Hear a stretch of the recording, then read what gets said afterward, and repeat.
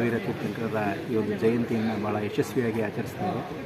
ಇವತ್ತು ಕೆಲವು ವಿಧಾನಸಭಾ ಕ್ಷೇತ್ರಗಳ ಉಪಚುನಾವಣೆ ಕೂಡ ನಡೀತಾ ಇರುವಂಥ ಹಿನ್ನೆಲೆಯಲ್ಲಿ ಕೆಲವು ಗಣ್ಯ ಅತಿಥಿಗಳು ಆಗಮಿಸೋಕ್ಕಾಗಲಿಲ್ಲ. ಆದರೂ ಕೂಡ ಬಹಳ ಗಣ್ಯರಾದಂತಹ ಮಹಾಮುನಿಗಳು ಆಗಮಿಸಿ ಈ ಕಾರ್ಯಕ್ರಮವನ್ನು ಚೆನ್ನಾಗಿ ನಡೆಸ್ಕೊಟ್ಟಿದ್ದಾರೆ. ಅದೇ ರೀತಿ ಕನ್ನಡ ಸಂಸ್ಕೃತಿ ಇಲಾಖೆ ಪರವಾಗಿ ಉಪನ್ಯಾಸವನ್ನು ನೀಡಲಿಕ್ಕೆ ನಾವು ಡಾಕ್ಟರ್ ಹಂಪನ ಅವರನ್ನು ತಿಳ್ಕೊಂಡಾಗ ಅವರು ಕೂಡ ಬಂದು ಬಹಳ ಉತ್ತಮವಾದಂತಹ ಒಂದು ಉಪನ್ಯಾಸವನ್ನು ಕೊಟ್ಟಿದ್ದಾರೆ. ಅವರಿಗೂ ಕೂಡ ಧನ್ಯವಾದಗಳನ್ನು ಅರ್ಪಿಸ್ತೇನೆ.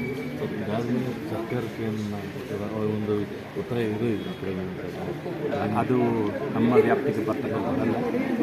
ಯಾವುದೋ ಸಂಘಟನೆಗಳು ನಾವು ಇರಬೇಕಾದಂಥ ಸಂದರ್ಭದಲ್ಲಿ ಯಾವುದೇ ರೀತಿಯಾದಂಥ ಬೇಡಿಕೆಗಳನ್ನು ಬಹಳ ಅರ್ಥಪೂರ್ಣವಾದ ಕಾರ್ಯಕ್ರಮ. सभी कर्नाटक की प्रदेशवासी बंधुओं, माताओं और विशेष करके बच्चों, आज हम भगवान महावीर की जयंती के बारे में कार्यक्रम मनाए और उत्सव मनाए हैं। और विशेष करके बच्चों के लिए भगवान महावीर के साथ आंदोलन में खेलने का भी मौका मिला।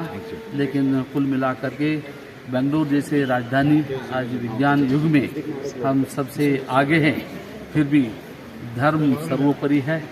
इस कारण से 2500 साल पहले भगवान महावीर ने गणतंत्र की व्यवस्था, प्रजातंत्र की व्यवस्था, वैशाली, लिच्छवी ऐसे बिहार के उस प्रांत में तो उन्होंने गणतंत्र की व्यवस्था भी कराए थे। आज वो देश ही नहीं पूरी विश्व भर के लिए गणतंत्र की व्यवस्था सबसे प्राचीन में भगवान महावीर ने दी थी। और उनके गौरवार्थ में आज हम भारतवर्ष में सर्वत्र भगवान महावीर की विशेष कार्यक्रम जयंती महोत्सव मना रहे हैं। यहाँ पर जितने भी अपनी परंपरा के अनुयायी लोग हैं, आज भी बेंगलोर जैसे महानगर में विज्ञान के साथ साथ व्यापार, उद्योग और व्यवहार के साथ साथ धर्म का अपने जीवन में क्या महत्व है और क्या आवश्यकता है और वो उसकी मतलब महत्व क्या है, ये सब बताने के लिए एक विशेष करके युवा संगठन बेंगलोर महानगर में काम कर रही हैं। ये जैसे जहाँ जहाँ भी जितनी तेज गति से हम रॉकेट को पहुँचा रहे हैं, उपग्रह पहुँचा रहे हैं, तो उधर भी जाकर के हमारे झंडा, अहिंसा और शाकाहार, ये विशेष करके ये संदेश लगता है कि चंद्रलोक में भी झंडा फहराने का और मंगल ग्रह में भी झंडा पहनने का, आगे जहाँ भी जो चंद्रयान है उसमें भी ये संदेश जाएगा। ये हमारी शुभकामना है। और भगवान महावीर की जयंती के उपलक्ष्य में सभी को, देशवासियों को बहुत बहुत ಹೃತ್ಪೂರ್ವಕ ಹಮಾರಿ ಹಾರ್ದಿಕ ಭಾವನಾ और ಶುಭಕಾಮನಾएं। ಸರ್, ಇವತ್ತು ಜಗತ್ತು ಕ್ಷೋಭೆನಲ್ಲಿದೆ, ಯುದ್ಧದ ಕರಾಳ ಛಾಯೆ ಮುಸುಕೊಂಡಿದೆ. ಈ ಸಮಯದಲ್ಲಿ ಧಾರ್ಮಿಕ ನಾಯಕರಾಗಿ ನಿಮ್ಮ ಸಂದೇಶ ಏನು? ಇದರಲ್ಲಿ ಮೊದಲೇ ಹೇಳಿದ್ದಾರೆ, ಎಲ್ಲದಕ್ಕಿಂತ ದೊಡ್ಡ ಶಸ್ತ್ರ ಅಂದರೆ ನಿಶಸ್ತ್ರೀಕರಣ ಸಿದ್ಧಾಂತ ಅಂತ. ನಾವು ಶಸ್ತ್ರವನ್ನು ಮಾಡಿಕೊಳ್ಳುವಾಗ ಮಾತ್ರ ಪರಸ್ಪರ ವೈಮನಸ್ಸುಗಳು ಬೆಳೀತವೆ. ಅದಕ್ಕೆ ಶಸ್ತ್ರವೇ ನಾವು ಇಟ್ಕೊಳ್ಳಲ್ಲ ಅಂದ್ಬಿಟ್ರೆ ಅದು ನಿಶಸ್ತ್ರೀಕರಣ ಅಂತಕ್ಕಂಥದ್ದು ಒಂದು ಸಿದ್ಧಾಂತ ಇದೆ. ಆ ಸಿದ್ಧಾಂತ ಭಗವಾನ್ ಮಹಾವೀರ್ ತೋರಿಸ್ಕೊಟ್ಟಿದ್ದಾರೆ. ಆಮೇಲೆ ಅನೇಕ ಜನ ಹಿಂದೆ ಆಗಿರ್ತಕ್ಕಂಥ ಮಹಾತ್ಮರು ತೋರಿಸ್ಕೊಟ್ಟಿದ್ದಾರೆ. ಆದ್ದರಿಂದವಾಗಿ ಅದರಲ್ಲಿ ಭಾಳ ದೊಡ್ಡ ಶಕ್ತಿ ಇದೆ ಅಂತಕ್ಕಂಥದ್ದು. ಇವತ್ತು ನಮ್ಮಲ್ಲಿ ಗೊಮ್ಮಟೇಶ್ವರ ಬಾಹುಬಲಿ ಇದ್ದಾರೆ. ಯಾವ ಅಸ್ತ್ರ ಇಲ್ಲ, ಶಸ್ತ್ರ ಇಲ್ಲ, ವಸ್ತ್ರ ಇಲ್ಲ, ಆದರೂ ಕೂಡ ಜಗತ್ತಿಗೆ ಎಲ್ಲರನ್ನು ಆಕರ್ಷಿಸ್ತಕ್ಕಂಥ ಶಕ್ತಿ ಇದೆ. ಅದು ಏನು ಅಂತಂದರೆ ನಿಶಸ್ತ್ರೀಕರಣವಾಗಿರ್ತಕ್ಕಂಥ ಸಿದ್ಧಾಂತ. ಅದು ಅಹಿಂಸೆ ಇದೆ, ಶಾಕಾಹಾರ ಇದೆ, ಸರಳತೆ ಇದೆ, ಸಮಾನತೆ ಇದೆ ಅಂತಕ್ಕಂಥದ್ದು. ಹಾಗಾಗಿ ಇದು ಬಹಳ ಒಳ್ಳೆಯ ಕೊಡುಗೆಗಳು ನಮ್ಮಲ್ಲಿ, ನಮ್ಮ ಸಾಹಿತ್ಯಗಳಲ್ಲಿ ಇರ್ತಕ್ಕಂಥದ್ದೇ ಅದು. ಅದರಿಂದಾಗಿ ಕನ್ನಡ ಸಾಹಿತ್ಯವು ಯಾವ ಸಾಹಿತ್ಯಕ್ಕೂ ಕೂಡ, ಯಾವ ಸಂದೇಶಕ್ಕೂ ಕೂಡ ಕಡಿಮೆ ಇಲ್ಲದಷ್ಟು ಸಂದೇಶವನ್ನು ಅದು ತನ್ನಲ್ಲಿ ತುಂಬಿಸಿಕೊಂಡು ಸಾಹಿತ್ಯ ಪರಿಷತ್ತಿನ ಮುಖಾಂತರ, ಸಂಸ್ಕೃತಿ ಇಲಾಖೆ ಮುಖಾಂತರವಾಗಿ, ಇಂಥ ಕಾರ್ಯಕ್ರಮ ಮುಖಾಂತರವಾಗಿ ಎಲ್ಲರನ್ನು ಕರೆಸ್ತಾ ಇದೆ.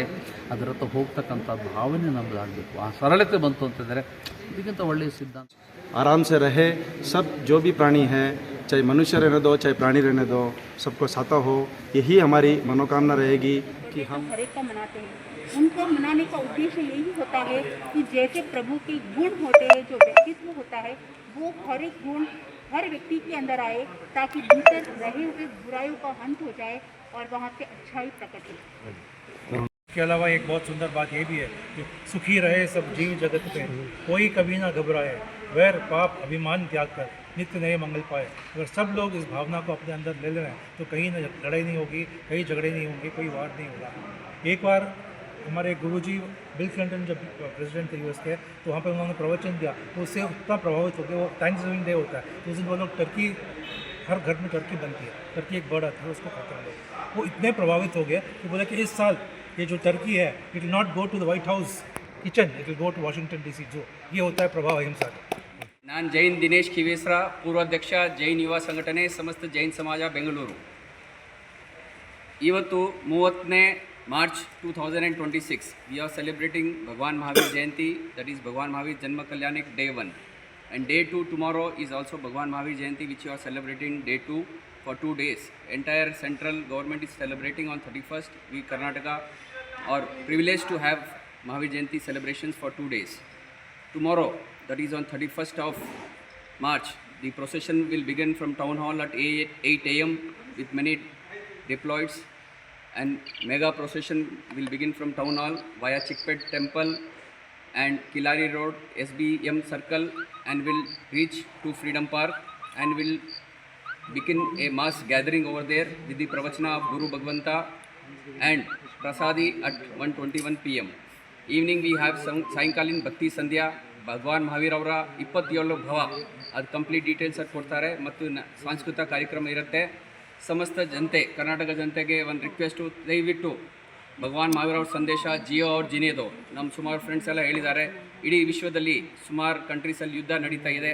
ಸೊ ನಾಳೆ ವಿಶ್ವ ಶಾಂತಿ ದಿವಸ ಅಂತ ನಾವು ಆಚರಿಸ್ತಾ ಇದ್ದೀವಿ, ನಾನ್ ವೈಲೆನ್ಸ್ ಡೇ ಆ್ಯಂಡ್ ವಿಶ್ವ ಶಾಂತಿ ದಿನ. ಸೊ ದಯವಿಟ್ಟು ನಾವು let us hope for the best. We pray God, Bhagwan Mahavir, that the world should come to complete peace, and the ceasefire which is on, war is on in between many countries, the ceasefire should be declared immediately. We pray God. So Nale Vishwa Shanti Dina, definitely some good news will be coming in the coming days.